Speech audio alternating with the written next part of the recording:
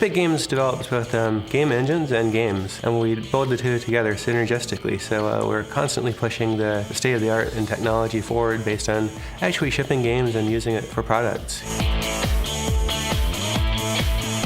Epic and NVIDIA have been working together for years, probably more than a decade now. We love those guys, and we have people there virtually every day on site. And out of that partnership, we've created a huge amount of base technology, which is advanced game development. The Samaritan demo, the Elemental demo, the Infiltrator demo, it all arose from collaboration between NVIDIA and Epic. We've been working with them in particular lately on implementing their latest engine, Unreal Engine 4, on NVIDIA's Tegra K1. The cool thing about that is that Unreal Engine 4 is their next generation game engine, which exploits things like the DX11 feature set, and now that same technology is coming to mobile.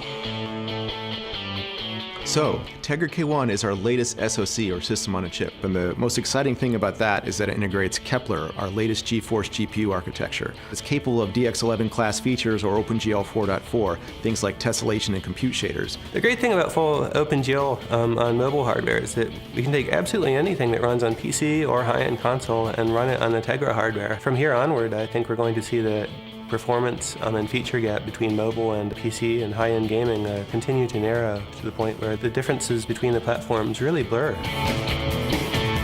One of the really exciting demos that we've got going on NVIDIA's Tegra K1 is the Reflections demo using Epic's Unreal Engine 4. It does things like real-time reflections, specular highlights, shadows.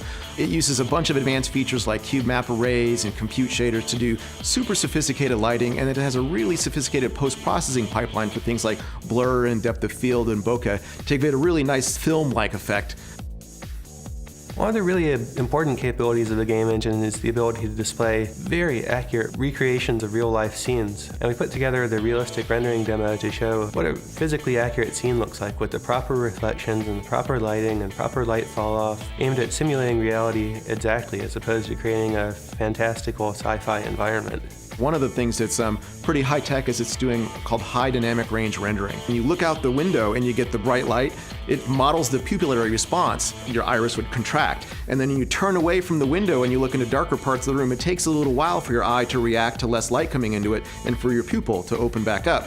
All of that is modeled entirely in real time with sophisticated compute shaders, so that's pretty cool.